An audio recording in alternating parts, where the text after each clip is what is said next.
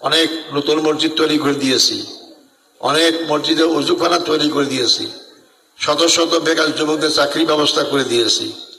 আমি 10,000-এর মতো টিউবওয়েল বদরগঞ্জ তারাগঞ্জে দিয়েছি।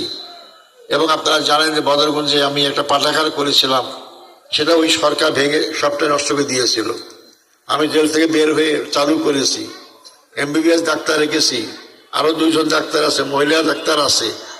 আপনারা জানেন প্রতি শনিবার আমি সেখানে 10টা থেকে 2টা 3টা পর্যন্ত বিনা পয়সায় চিকিৎসা দেই। গরিব মহিলা এবং পুরুষরা সেখানে যায়, যারা প্রেসক্রিপশন লেগে ডাক্তার ফিস নেয় না, ওষুধ দিয়েই আমার টাকা নেই না।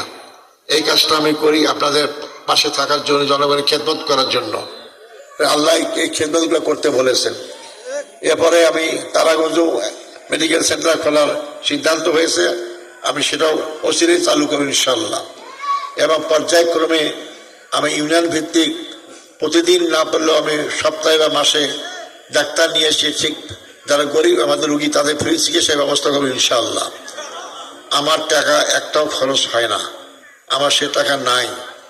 কিন্তু আমি কীভাবে পারলাম, যেহেতু 73 সাল থেকে ঢাকা শহরে থাকি, বড় বড় অফিসার আমার পরিচিত, অনেক ব্যবসায়ী আমার পরিচিত, অনেক ডোনার যারা বিদেশে থাকে তারা আমার পরিচিত। আমি তাদেরকে বলতাম, ভাই আমার এলাকা গরিব এলাকা, আপনারা যদি সাহায্যগুলো করেন তা আমি মানুষের খেদমতটা করতে পারি।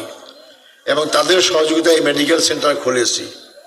ওই আপনাদের সামনে যারা নির্বাচনের সময় MP প্রার্থী হয়, তারা MP না থাকলে এই কাজ তারা করতে পারে না। কেন পারে না?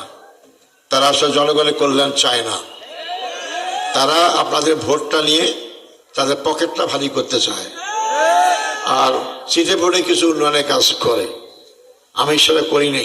আমার রাজনীতির বয়স 57 বছর, অনেকের জন্মই হয়নি। এই 57 বছরে ঢাকা শহরে এক ছড়ায় জায়গা আমার নাই, একটা ফ্ল্যাট আমার নাই।